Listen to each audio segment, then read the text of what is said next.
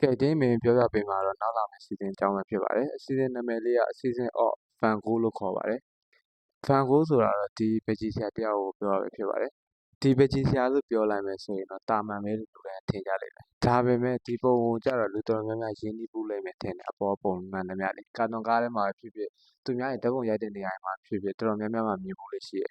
အဲ့ပကြီးကတွေ့တော့တွေ့ဘူးလေရင်းတော့ရင်းနေတိုင်းဘလူဆွဲတာလဲဘာတိတ်ပင်နဲ့ဆွဲတာလဲဆိုတော့မသိတဲ့အတွက်ကိုမင်းမင်းပြောပြမှာဖြစ်ပါတယ်ဘန်ကိုဆိုတာDutch ပကြီးဆရာကြီးတဦးဖြစ်တယ်သူကအနုပညာသမိုင်းမှာဩဇာရှိဆုံးလူတဦးလည်းဖြစ်ခဲ့တယ်ပေါ့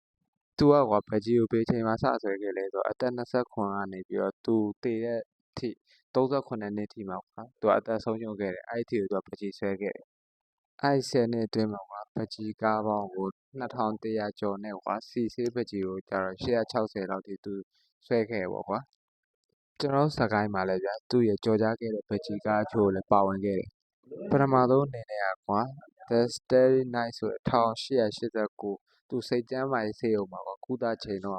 ့ဘရင်းပေါက်ရဲ့တစ်ဖက်ကညရှုခင်းသူစိတ်ကူးယဉ်ပြီးတော့ဆွဲခဲ့တဲ့ပကြီးပေါ့ကွာဒီပထမဆုံးတွေ့ရတဲ့ဟာအဲ့ပကြီးကားနဲ့ဆင်တူကျွန်တော်သမင်ရှင်နဲ့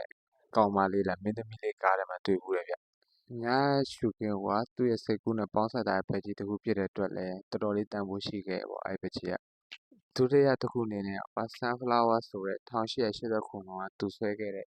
ပကြီးကားချက်ကြောင့်ပြောပြမှာဖြစ်ပါတယ်ဒီပကြီးကားချက်ကိုသူကအရန်ကြိုက်တဲ့အဝါရောင်နဲ့တဘာတရားကိုအသက်ဝင်တဲ့ပုံစံမျိုးပေါ်ပြခြင်းတဲ့အတွက်ရေးဆွဲထားတာပေါ့တတိယမြောက်ပကြီးကားကျတော့သိပ္ပယ်ရဲ့အရန်များပြီးနည်းနည်းပေါ့ကွာအပေါ်ဆုံးမှာကြည့်လိုက်မယ်ဆိုမုံတိုင်းထိုင်နေတဲ့ကောင်းကင်ကသူ့ရဲ့စိတ်ခံစားချက်အထီးကျန်မှုပေါ်ပြတယ်လို့လည်းပြောကြတယ်ဒါပေမဲ့အလဲကရွှေဝါရောင်ဂျုံခင်းကကြတော့အပေါ်ကကောင်းကင်နဲ့ဆန့်ကျင်ဘက်ဖြစ်ပြီးတော့တဘာတရားနဲ့အလှတရားကိုပြနေပေါ့ကွာသူ့ရဲ့စုပ်ချက်တရားစိတ်အစဉ်မပြေမှုမတည်ငြိမ်မှုကိုပြတဲ့အတွက်စုပ်ချက်တရားဘယ်လိုပြောမြဲမြဲဆန်းဆန်းလို့နဲ့ပုံပြပန်းပြက်လို့ဖြစ်နေရပေါ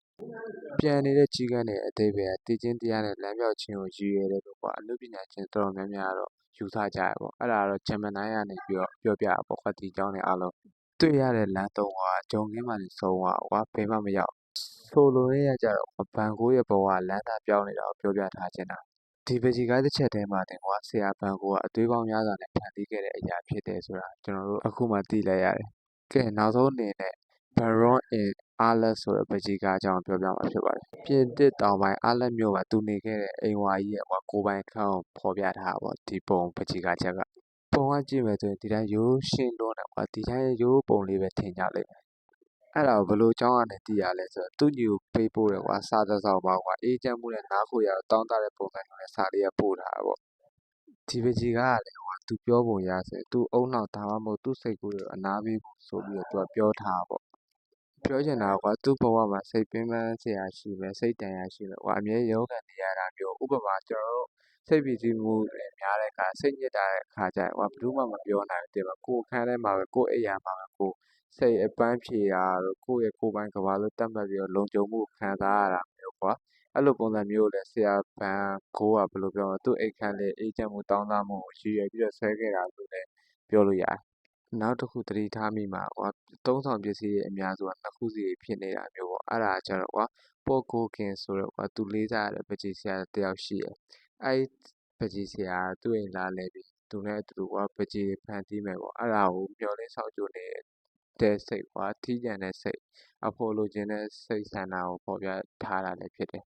ဆရာဘန်ကိုရဲ့ဘဝမှာအရေးပါဆုံးဆိုရင်သူ့ညီဆိုလည်းဖြစ်တယ်သူ့ညီကလည်းသူ့အကိုအတွက်ဆိုရင်အကောင်းဆုံးညီတယောက်လည်းဖြစ်ခဲ့တယ်ငွေကြေးစိမ်ပိုင်းဆိုင်ရာအစအရာအလုံးထောက်ပံ့ပေးခဲ့တယ်ဆရာဘန်ကိုကအလွန်ဆင်းရဲတဲ့အတွက်ကြောင့်အမှုပညာလောကမှာအတိမတ်ပြုခြင်းမခံခဲ့ရဘူးသူမတည်ခင်ပေါ